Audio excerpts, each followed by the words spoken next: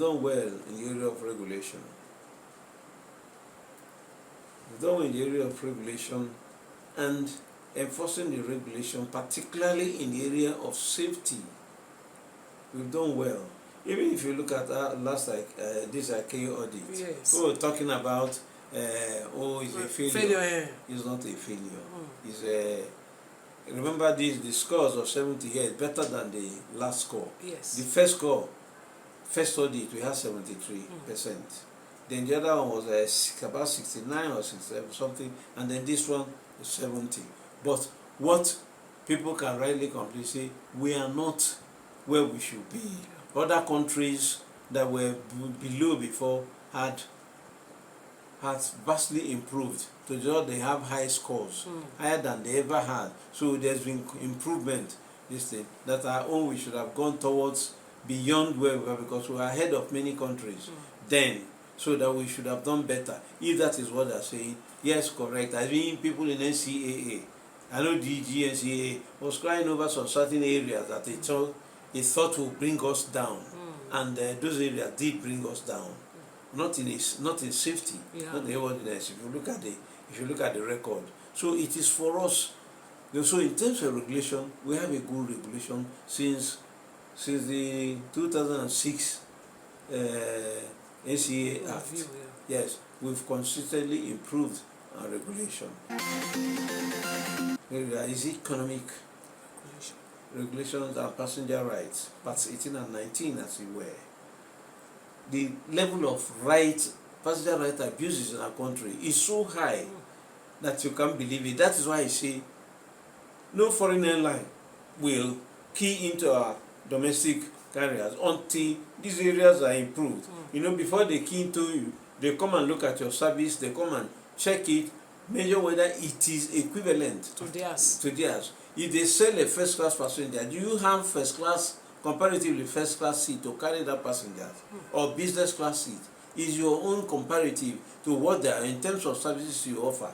Then passenger right abuses are immense, and airlines can be, the awards on passenger right abuses is so high in Europe that if they afford it there, they are not going to award it in Nigeria here. Now in dollars here, they may ask an airline to pay $5 million for what? For infringing rights of a passenger right. And so that is why it will be extremely difficult for them.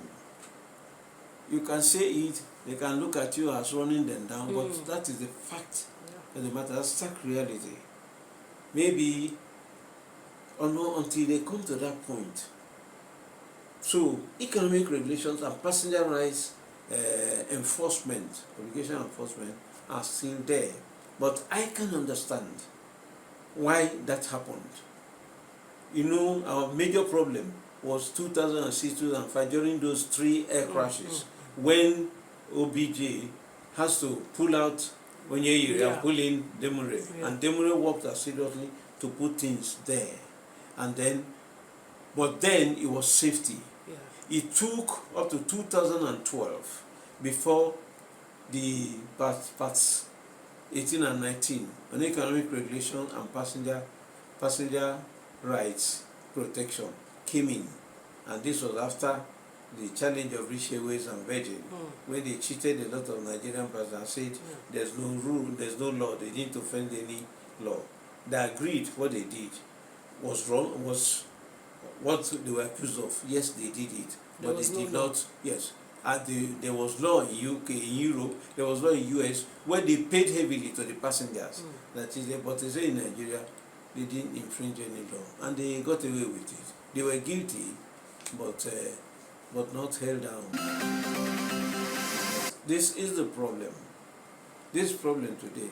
Our airlines don't want to. They don't want to. They don't want to follow the rules. They don't want to. They don't care about what they do to passengers. Vastly, I can say 90% of the times they don't care. So that's why I say no foreign airline will hook up to them because of carrier liability. Passengers are there. Airlines will have to hook up to something that operating well. If there's one airline that will succeed eventually, as at today, it will be Ibom. Yes, it will be, but no other airline. No other airline will succeed. So the first thing is the services they provide to the passengers, they must up the ante. They must improve it. They must focus on it. It is good to acquire aircraft. I'm happy that many of them are buying new aircraft. No longer much of Tokumbo. But you see what is happening. Some of them say have leased aircraft. Yes. But you can see all of them are wet leases. Yeah. You know why they are wet leases? Nobody wants to give Nigeria dry lease. Because two airlines have undermined Cape Town Convention that protected, that allow you to use the aircraft as a mobile equipment as a collateral. But once they undermined it, went to court against reposition of their aircraft, we got again blacklisted in the leasing world as people who are lawless, who don't obey even international laws that have been domesticated. So Nigeria has been blacklisted. You cannot lease an air before you lease an aircraft today. Dry lease, if anybody agrees to you, there is high insurance reposition insurance and everything. So this is the situation. So that's so in the area of that, they are not enforcing. Is the area that a hard focus must be put on. Okay. Because it is to help the airlines. The airlines can cry for this thing, but if you do that, they will improve. So if you remember what happened when this service provider, telecommunications, he came in, it was terrible. Call drop, this and this and that.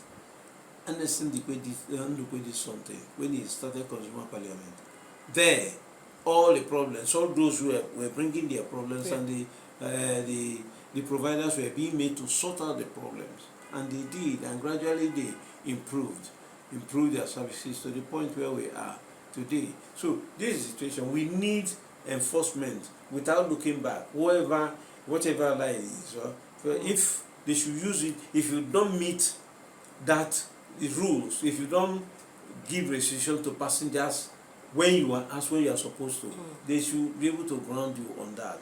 That's the truth. NCA takes action. You can say they're slow. You can say because they're not enforcing. Yes, passengers on most passengers. But I think that the present HDG has got that on focus. Has got that. Some little discussions, whatever, things interview, he has that on focus. And I'm sure that he must be thinking of what to do. But there are so many challenges in the industry, and particularly last ICAO audit, there are areas that must be vastly improved. And so I'm sure that will be next. I don't work with him, but that will be his next focus. But I have heard him talk about passenger rights abuses. Yes. I know that he's doing some training for consumer relations, consumer protection department. He's doing quite some training to prepare them. I don't know what he has up his sleeves, but I know he has something along that line. The truth of it is that I agree. Rights of passengers are abused, and passengers take the laws into their hands. That is ground rage. Outside the country, you can't engage in that ground rage. They will arrest you and lock you up. You will miss your flight because there are stringent rules. Okay, but this is the question of if you are coming to equity, come with clean hands. Airlines can complain, they destroyed it, they destroyed that. What have you done that they destroyed it? Have you restricted passengers? I have complaints on Dana, on APs, or what. Many people have complaints on airlines. The way they've been treated, and airlines are not prepared to make restitution. I have somebody for 1 full year. They have not agreed to make restitution. And what is it? And the airlines come now. If they do this, you ask them that you want your money paid. They say it cannot be paid. We can't pay you here on the counter. You booked online. Airlines globally now are online. Nobody goes to buy tickets with cash. And once you key it in, it shows that that airline has received your money. Yes. It shows clearly. It's on the basis of that they issue you your ticket and everything. So to come and say, they say, oh, you know, you take 2 weeks to be online. Some people take you wait more, you take 1 month. Oh, you apply through an agent, go and meet through that agent. They play all sorts of pranks, and so they get passengers annoyed. But that does not warrant passenger being be unruly. Yeah, unruly. It's a two wrongs Cannot make it right. So, but all that I'm saying, if you are complaining about that, you are asking for equity, and your hands clean. That's the issue. That's what I think. But it's an area that we need to focus. You know why we focus on that area? It will help the airlines, because when they lift up to that point, then they will be ready. They will be seen by foreign airlines interlining this thing. Co-share will be there, and even like I said, there's people. Many people don't know. They call that this thing associate, alliance partner associates. It was first talked about in Addis about it was KLM when he was buying into Kenya Airways. He was saying they are going to prove it too, so that Kenya Airways will become. They were already in an alliance. That will become alliance partner associate. Kenya Airways become associate of KLM. KLM is an alliance partner. That time, that period, we were so angry. Why wouldn't they be part of the alliance? Why wouldn't they this thing? But that immediately, we didn't immediately understand it. Well, okay, take it back. Kenya Airways is part of alliance now, no longer associate. Yeah. Okay, so but these are progress, interlining, co-share, alliance partner associate, and then alliance partner.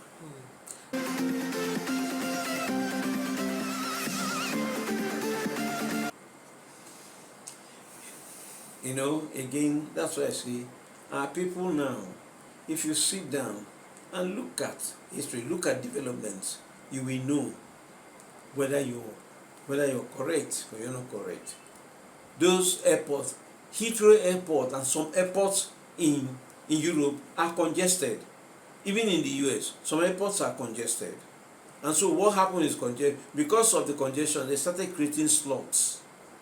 And many of the airports are privatized. They are no longer owned by government. They are privatized. And so they create slots. They create slots and they sell the slots. Some airlines that were there for a long time, they were talking about what is called grandfather rights. Grandfather right we belong to a child who has a grandfather there. None of the present airlines has a grandfather. The grandfather in Heathrow is Nigeria Airways. Only an airline that has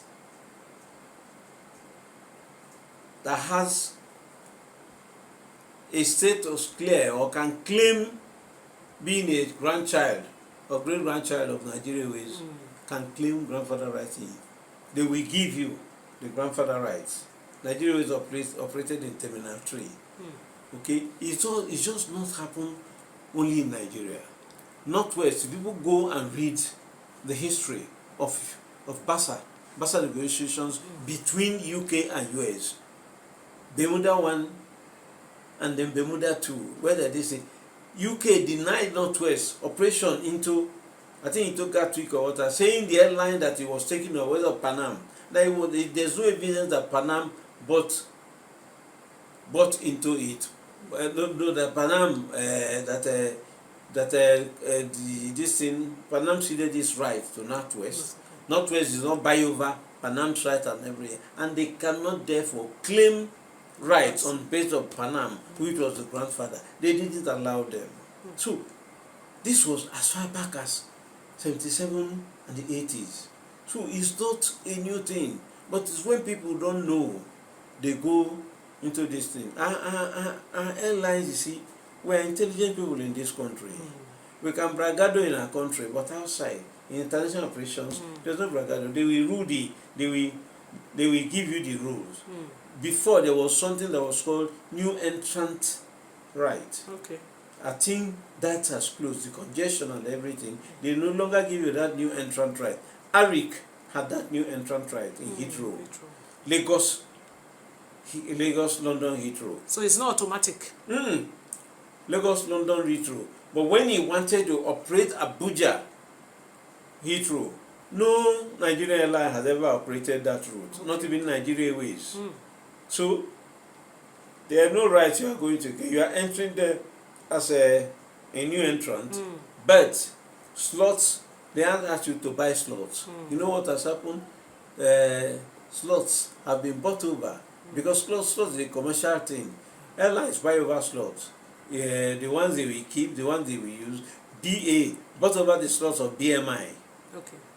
British Midland, on Heathrow, and at that time they were selling the slots. The price was so high. The slots, some slots are cheaper than other slots depending on when it is heavy period. So the prices are more expensive.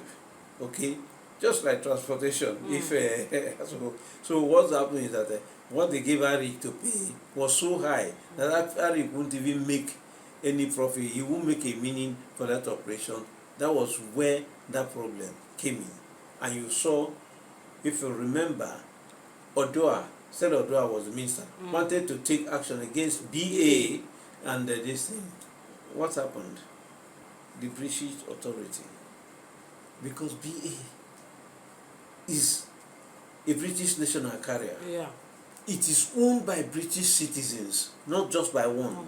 The shares is all there. Yeah. So the sovereignty is a citizen sovereignty. It's still a British carrier. So they came in purely on protection of sovereignty of BA. Yes. To the point the British Prime Minister called Jonathan on this, Yes. and British High Commissioner even came on TV and went to this thing to say this is situation. But Nigerian government, they are not doing that to their own airlines. The airlines are complaining that the Nigerian government is not helping them in any way. How did they? I know an airline that has 19 routes designation. Okay. I know another one that has 11 routes designation. That is operating. The one that has 19 routes designation. It has UK, it has US. Okay. Since for 4 years.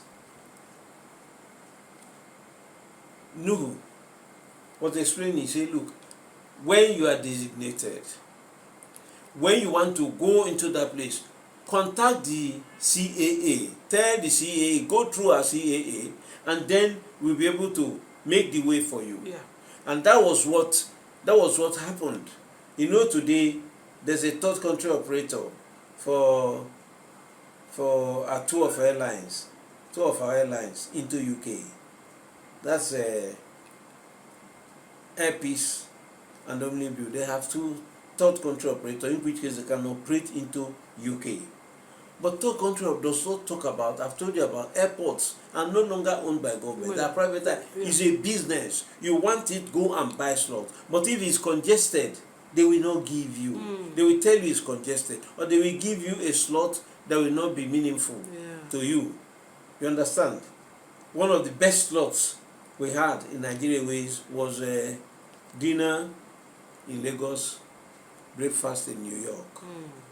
It was a selling point that if you leave Lagos after your dinner, you arrive New York, you can have breakfast. So that's that. So there are slots that are excellent. There are slots that are not.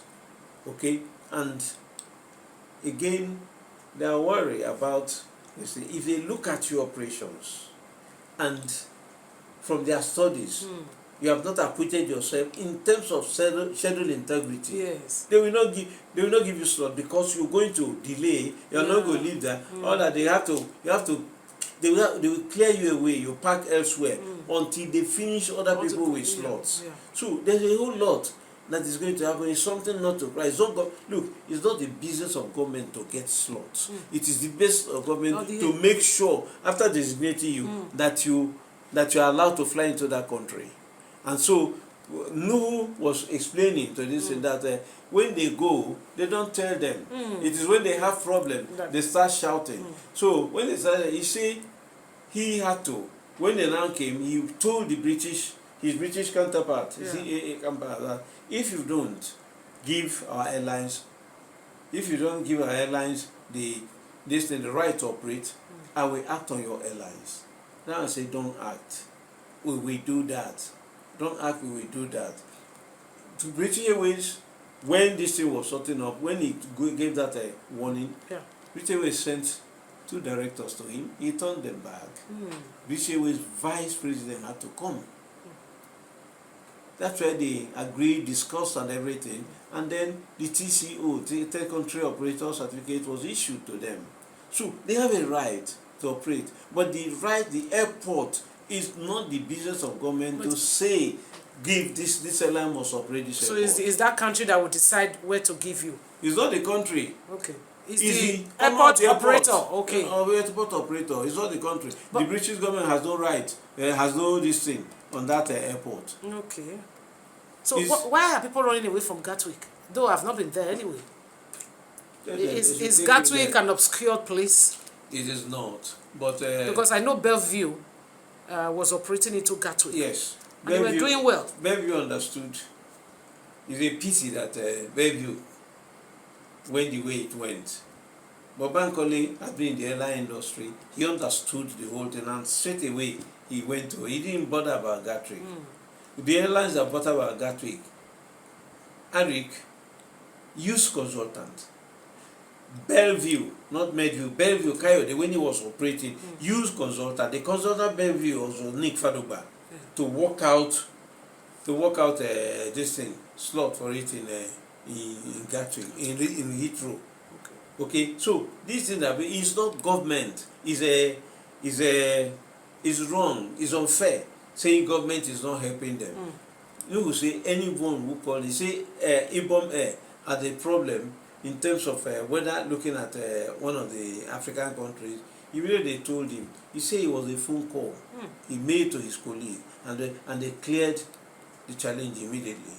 He said the same thing on West Coast. What they called them. He called his colleague. That anytime they come to see us, say, we want to go there now, we want to go to this place, this is what we want. When they tell him, he say he makes a call. Sometimes only a call, he doesn't have to go there. He doesn't have to send anybody there. Because they understand themselves, it's a reciprocal thing. But where you will land, where you will fly to, it's not the business of NCAA. It's not. NCAA is not the business of government. Okay? Because the rules are there. So they should go and read the rules. If they read the rules, they will know what to do. Well, don't say I'm going to fly here, it is here. It's a different thing. It's a different thing, even when you talk about Dubai. You see how a fourth Dubai has a secondary airport. Sharjah. And it's thought this thing. So we said no. It cannot. It cannot, because we also have secondary airports. Okay? But we gave you prime airport. Dubai has no slot problem, no congestion. So there was no reason to do this thing. So he just wanted, so we say no. It is either here, give him. And then what did they understood when we were taking action? They gave them 7 slots. They were asking for 10. They have 7 slots. Where no sir, we pray they can now play 7 slots. Okay, and the rule of slots is that if they give it to you, if you don't operate it for some time, they withdraw it. Yes, that's what happens. They give it to other airlines. So this is the whole thing. But our airlines, we don't want any one of them to fail. In as much as they don't up the ante in terms of services, schedule and everything. They will be point-to-point operator. Point-to-point operators don't succeed. Going to London, let's take you guys. People over 60% of going to UK are not stopping in UK. They're moving outside beyond to other places to UK. Okay, so if you're a point-to-point operator and you don't have co-share, and you are not a member of Alliance, whether associate or whatever, you are only battling with 40% of the market. 60% of the market is not within your reach. So this is the whole thing. This is all the things they need to learn. But they don't want to be talking. If you say it, they think you are against them, you are talking about them. But sometimes at our levels, we no longer fear about such things again. And all the people talking about it, they can fly when they fly. Some of them fly first class. They go to any place. But the vast majority of Nigerian passengers are the people who are suffering this situation. So when we are talking about airlines, protect airlines, remember protection of the travel public. Yeah. It will take me to multiple designations. Yeah. Multiple designations. Multiple designation. No, nobody. See. There's no lie. That is cabotage. That is cabotage. Cabotage is flying domestic passengers. Taking passenger from Abuja and dropping passenger in Enugu or Port Harcourt. That is cabotage. It's not even globally, whether in business, whether in maritime, cabotage is not supported. Global, even World Trade Organization. So, though that's no airline is doing that. All they are saying that if airline has a designation, to fly into, like Air France, fly into Lagos and fly into Port Harcourt. Air France can take from London passengers going to Lagos and those going to Port Harcourt. He flies in passengers going to Lagos, drop. Then he goes to Port Harcourt, those will drop. But he can pick passengers from Port Harcourt going to Amsterdam. Okay. But not going to Lagos. He flies into Lagos, picks Amsterdam, going out. He doesn't operate domestic. So it is not true. Why? Let me ask you, man. That's why I say ministers should avoid going to that place. Yes. It's a land mine. It will blow him off. Yes. Let me tell you. You know how airlines started operating, how Air France started going to Port Harcourt. It was a protest by the government of those days. Okay. Oil workers that they have international airport. Why would flights not come in for them? Why would they travel to Lagos before catching up a flight? That is unfair on the public, on the traveler. That's why. But then Nigeria Airways was operating. So Nigeria Airways went into an agreement, a crucial agreement, to allow Air France, for Air France in its flight to Port Harcourt. Airlines were flying into Kano. Kano is the first airport in the country. It's an international airport. You want to say people restrict flights to Abuja and Lagos. The people in Kano have to fly down to Abuja to catch their flight. Catch that flight is a political minefield. They will blow the minister off if he makes a mistake from all the regions. And Vision 2020 or 2010 said all the 6 zones must have an international airport. Maiduguri is supposed to be one because it's just not this Boko, Adamton and whatever. Yeah. So you have Maiduguri, you have Kano, you have Abuja, you have Lagos, you have Port Harcourt, you have Enugu. So are you telling people in Enugu they have to fly into Lagos or fly into Abuja to catch international flight? It doesn't make any sense. Again, first, focus on the passengers, don't focus on you, the airline. You are not even providing the services as you provide. But take it away. The airport have been developed as international airport. If it is not used, it deteriorates. For years, from a passenger era, Kano, Port Harcourt and Enugu were out. It was this person started repairing Odua started repairing terminals. He didn't touch the wrong way. It was the terminal upgrade that she was doing. Remember when Odua wanted to commission the one in Kano? Yeah. The governor there, Kwankwaso, refused to come. It was Sanusi, governor of Central Bank, that was there for the commissioning. What was Kwankwaso's reason? That Odua has refused to allow Ethiopian Airlines and foreign lines to fly into Kano.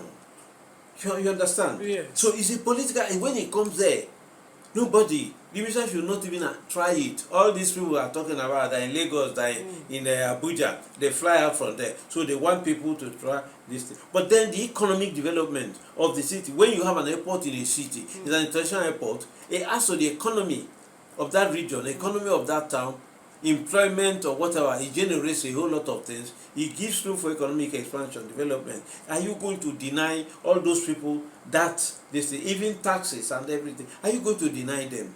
Deny those regions? Why did the country decide they will have the 6 zones, will have international airports? Why?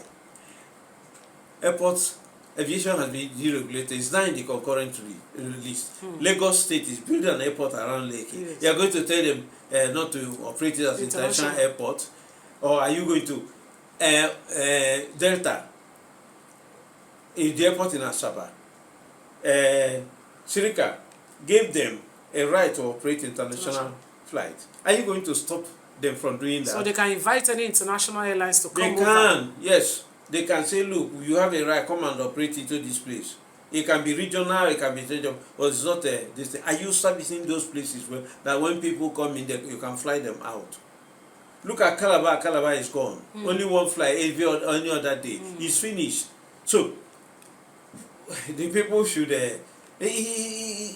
when they're talking about this, I say, what's the world again? The world is expanding. Yeah. What I say called expanding. Contractors as well, they want to make it a single market. Yeah. Domestic market as well.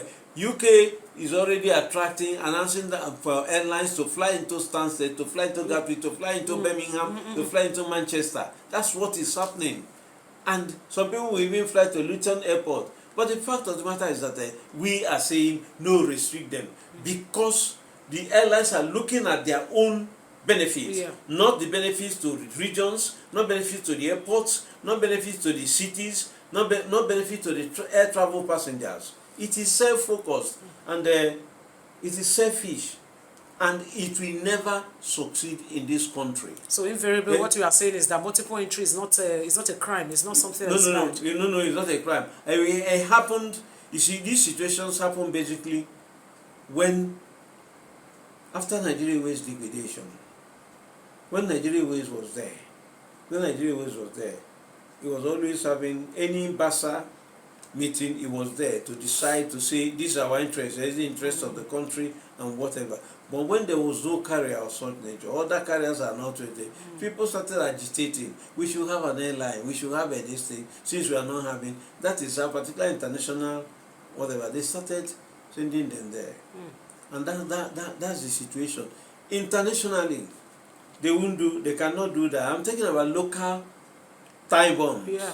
There's an international time bomb when it comes in an area where what you see is the globe is being contracted by new policies, new advances. You cannot do that. You have reverberation outside the country. So it's like I say, is a place that has multiple land mines. He should not step into it. So this area is a no-go area for the minister. If he knows. So the status quo should remain the way it is. Yes, what our airlines should do, up the ante. When you do that, an airline may find an airline you now have alliance with, or whether you are an associate or co-share, may that decide, okay, I will not fly to Enugu, I will not fly to Ibom, I will not fly to Akwa Ibom, Ibom Air. I get a passenger into Lagos, you fly them there. Okay. It's a teenage. So they are crying, looking outside, complaining, but they are not looking at themselves. Yes. So they are a problem to themselves, whether they like to hear it or not. So the bottom line is that they should up their game and liaise or co-share with, or form a partnership with the foreign airlines. If they get to that point, Nigeria is a huge market. Some foreign airlines will approach them and say, look, can we partner? Okay, can either on a co-share level. And when they get to that point, they can say, no, we want to be associates. You are an alliance partner, we want to be an associate. You are associate. So if you become associate or alliance partner, you know what it means? Even if you are not going to anywhere, as an alliance partner, from here, you can sell tickets. You can take tickets to Hawaii. Yes, because you are keen into that alliance. The alliance, your alliance partner, flies up to that point. Yeah. So, Ibom Air or Airpeace or anything can now book a passenger. Say you are traveling with us to Hawaii. They book you. When they book you, they fly you up to a point, and then the other line picks you up. But you are going to where it's seamless. Seamless. So you don't bring out your luggage. You don't bring out anything. So you are really not losing anything. You are not paying for fuel. You are not paying for. No. And the airline itself gets commission Sure. in the alliance on that as associate member, but they become worldwide. When they are doing that, they increase it. When you have that, you improve your services to the point you say you can apply to say, I want to be a member of this alliance. So that area currently has not been tapped into. No, they have not been tapped in. This thing. So that's the truth. But they don't want to be told. Sometimes I don't want to advise any minister, particularly when your advice is not sought by him. I see myself, I leave anybody who comes. I will tell you this, I've never gone to praise advising minister. I do my own comments, my own. If for any chance, any minister or the other thinks that there's something he wants to find out from me, he says, please come, I want to see you. I will answer any person who says come. I want to hear you, I want to on this issue. The thing I know again, if there's a stakeholders meeting, and we attend the stakeholders meeting as a stakeholder, but in terms of giving advice to ministers, I don't start it because ministers will take advice from who they want to take advice. And if they don't want to take advice from, if they want to take advice from you, any minister can call up anybody and say, look, sorry, all that they do is they pay your fare. You say, sorry, I'm here. You say they will send you a ticket, we'll meet your logistics. That's the highest. And nobody in this country will be so called and say, no, I'm not coming. It is not this thing. So everybody wants to contribute, but you contribute when somebody thinks you can contribute. When somebody says, I want to hear from you. If somebody doesn't say he wants to hear from you and you are telling him, you're wasting your time. I don't want to waste my time. And I want to assume that ministers don't know or they don't have advisors.